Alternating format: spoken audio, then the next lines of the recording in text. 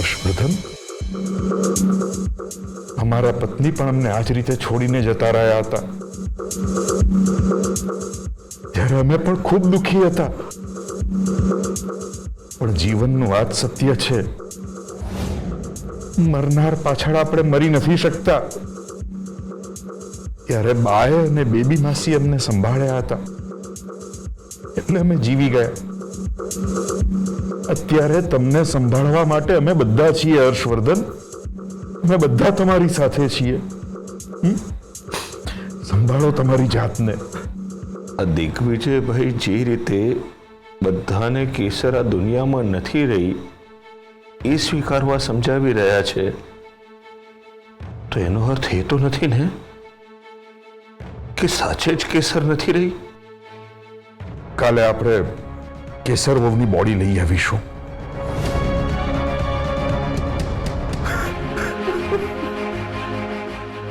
તમારી જાતને સંભાળો હર્ષવર્ધન. તમે આમ ભાંગી પડશો એ અમે નથી જોઈ શકતા. કેસરને સોળે શણગાર સજાવી અખંડ સૌભાગ્યવતીની જેમ શણગારી આપણા ઘરેથી વિદાય આપીશું તો જ એની આત્માને શાંતિ મળશે. હા બેબી માસી, એમને ગમતી બધી જ વસ્તુઓ અગ્નિ સંસ્કાર વખતે રાખીશું.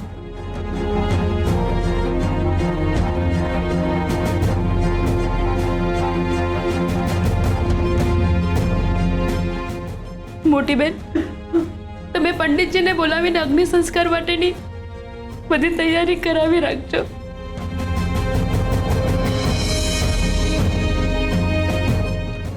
કેસર ભાભીને આવી રીતે નહીં જોઈ શકું.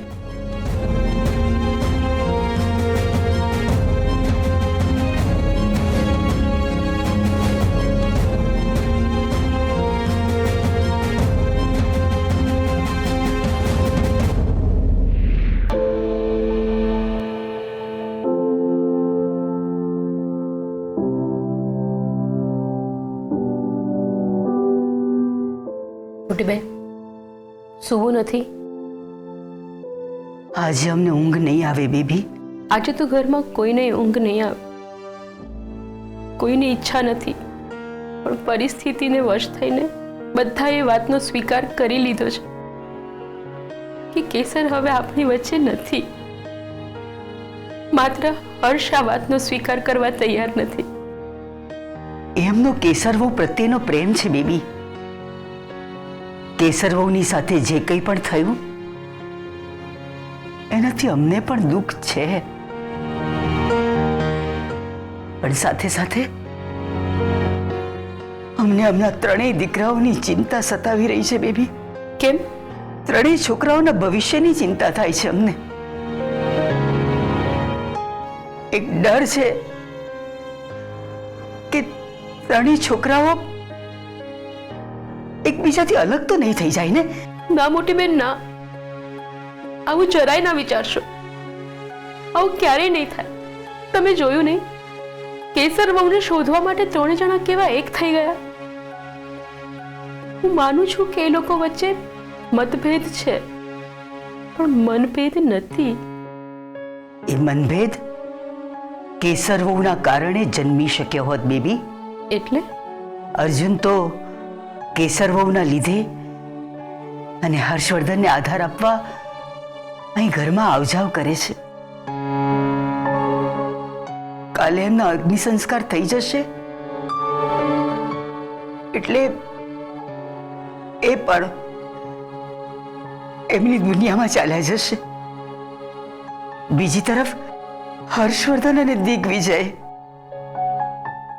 કોઈ કેસરવહુના નામનો ઉપયોગ કરી બંને વચ્ચે વિખવાદ પાડવાનો પ્રયત્ન કરી રહ્યું છે,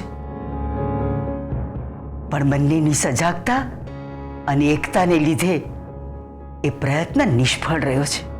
કોણ આપણા પરિવારને વિખૂટા પાડવાનું કાવતરું કરી રહ્યું છે? બધું કેસરવહુના કારણે થઈ રહ્યું છે. મોટી બેન, આટલું બધું થઈ જવા છતાં તમે કેસર વહુને દોષી ઠેરવો છો? બેબી, અમારા કહેવાનો ભાવાર્થ સમજો તમે. અમે કેસરવહુને દોષી નથી ઠેરવતા. અમે નથી એમ પણ કહેતા કે આ બધું કેસરવહુએ કર્યું. પણ હા, એમના કારણે જરૂર થયું છે. અમે પહેલા પણ કહ્યું છે કે કેસર વહુ સાથે જે કાંઈ પણ થયું એનું અમને દુઃખ છે.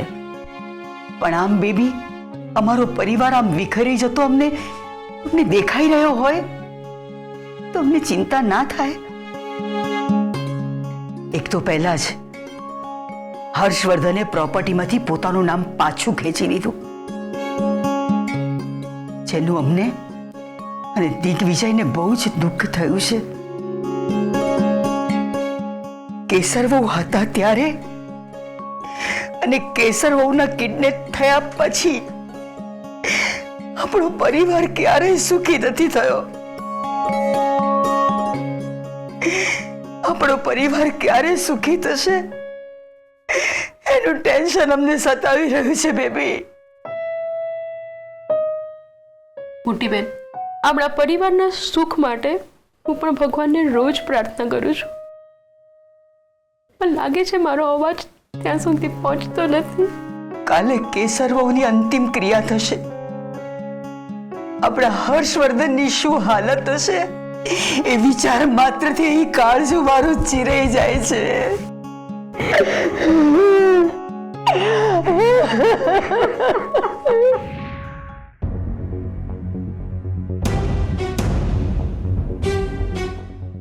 હર્ષવર્ધનસિંહજી,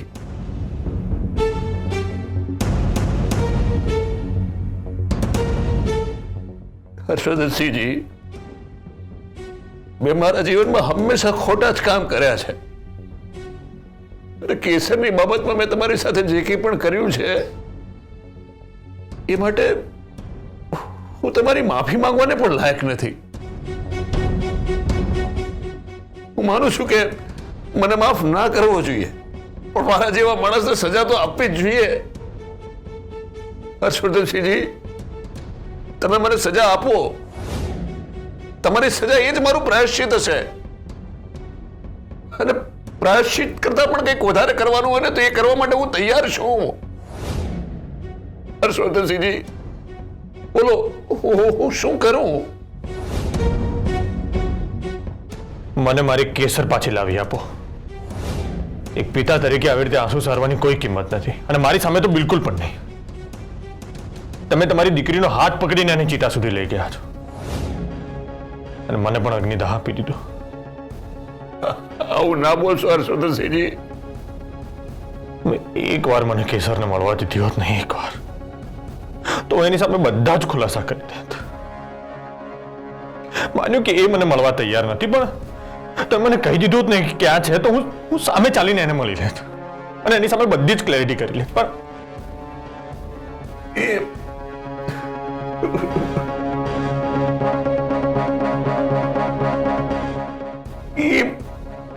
એ મારી ભૂલ હતી. ભૂલ નહીં, એટલે આમ તો એ ગુનો જ કહેવાય,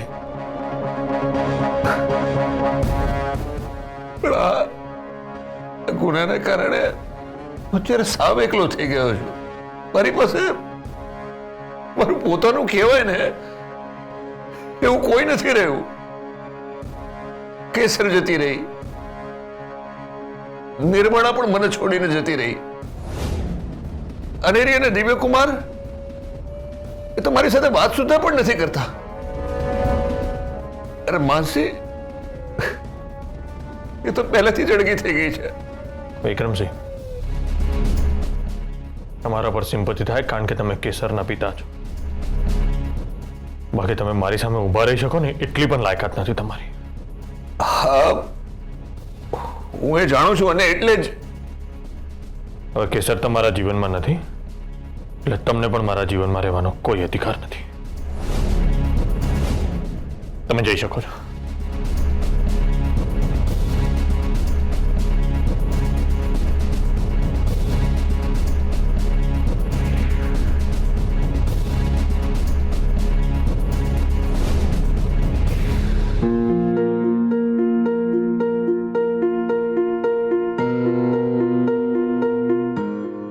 મારી કેસર તમારી પાસે હતી.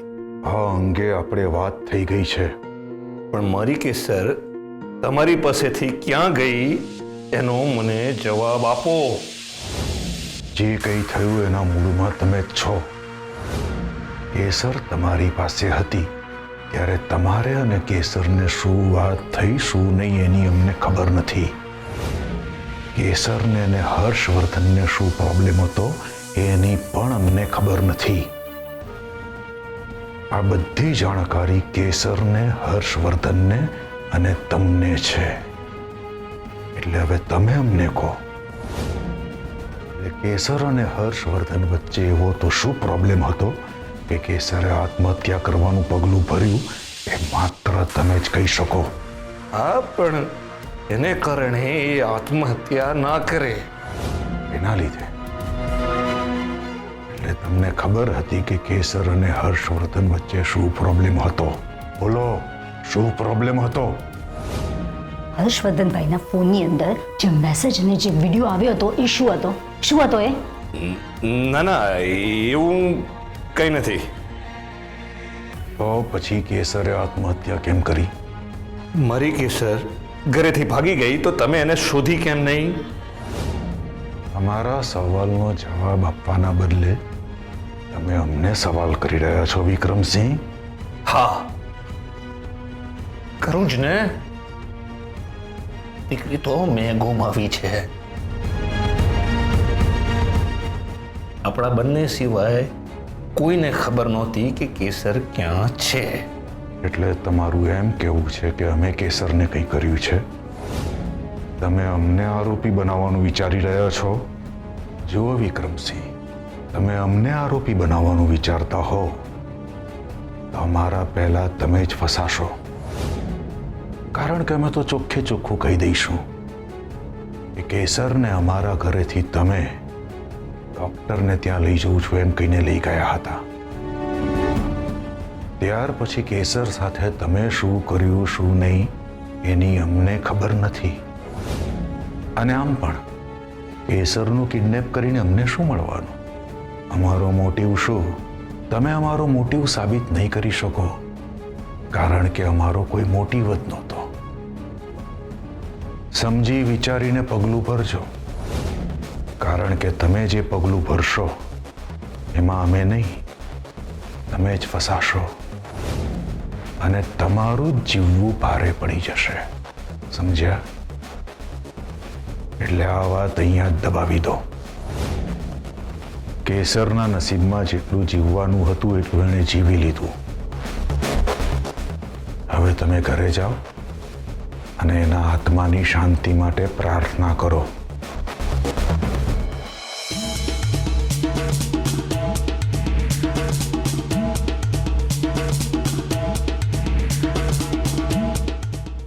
વાહ, તમે કમાલ કરી નાખી. હા, આખી વાત જ ફેરવી નાખી. જેની પોતાની પત્ની ગાયબ છે એને પોતાની પત્નીને કિડનેપ કરવાના આરોપી બનાવી દીધો અને તમે પોતે આરોપી છો તેમ છતાં પણ બધાના હૃદયમાં માન ઉપજાવી દીધું. પણ જે વ્યક્તિએ તમને કહ્યું કે કેસરને કિડનેપ કરી છે એના પુરાવા એની પાસે છે. જો એની પાસે એ પુરાવા હશે તો આખી બાજી બગડી જશે. એને તો શોધવો પડશે ને. હવે બાજી અમારા હાથમાં છે.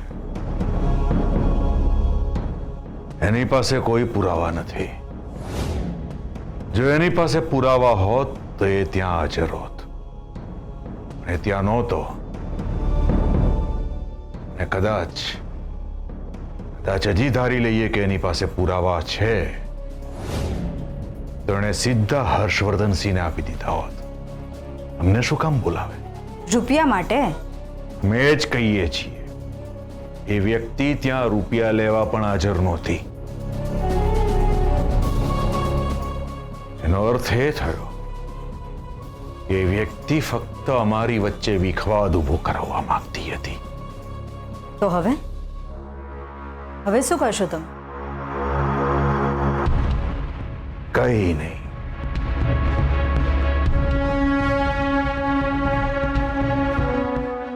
બધાએ કેસરને મૃત સ્વીકારી લીધી છે. એટલે હવે કોઈ વાંધો નથી.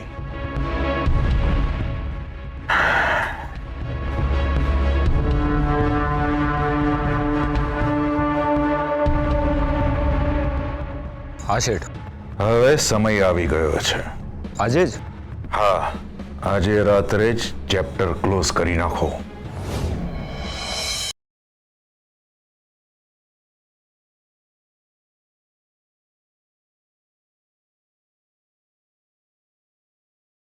કેસર, તને શોધવાના કેટલા પ્રયત્નો કર્યા, પણ અંતે તું ના જ મળી. ઘણી વખત એવું લાગ્યું કે હું તારી એકદમ નજીક છું ને ત્યારે જ તું મારાથી દૂર જતી રહેતી હતી,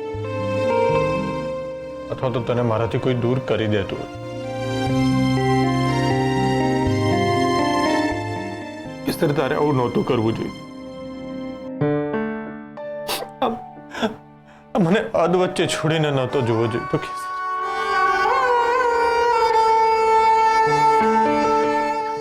કેસર, આ બધા રિપોર્ટ, ડેડ બોડી, આ બધું સામે છે ને છતાં પણ મને વિશ્વાસ નથી થઈ રહ્યો.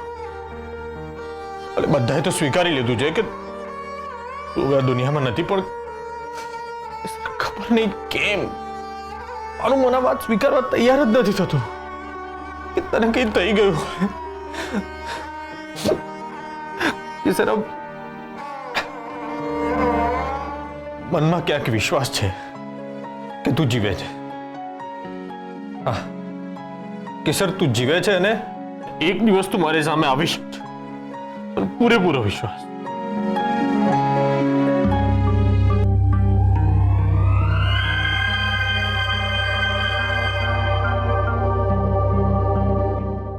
અમે કેસરનો ફોટો લેવા આવ્યા હતા. કાલે ડેડ બોડી આવશે તો મૂકવા જોઈશે ને.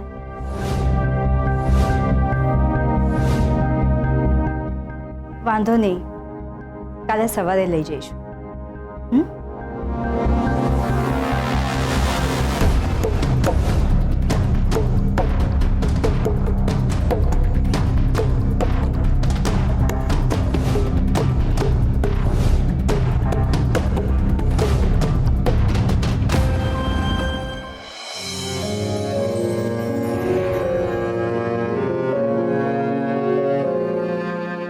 નૈનમ છિંદંતી શસ્ત્રાણી નૈનમ દહતી પાવક ન ચૈનમ ક્લેદયંત્યાપો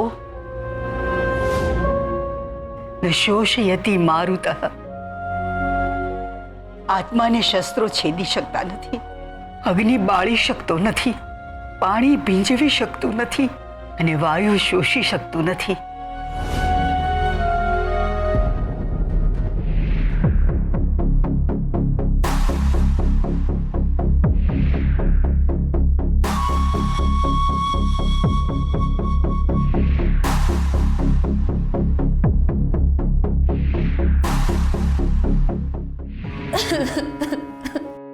ગોપી બેટા, નિર્મળાનો કોન્ટેક્ટ થયો?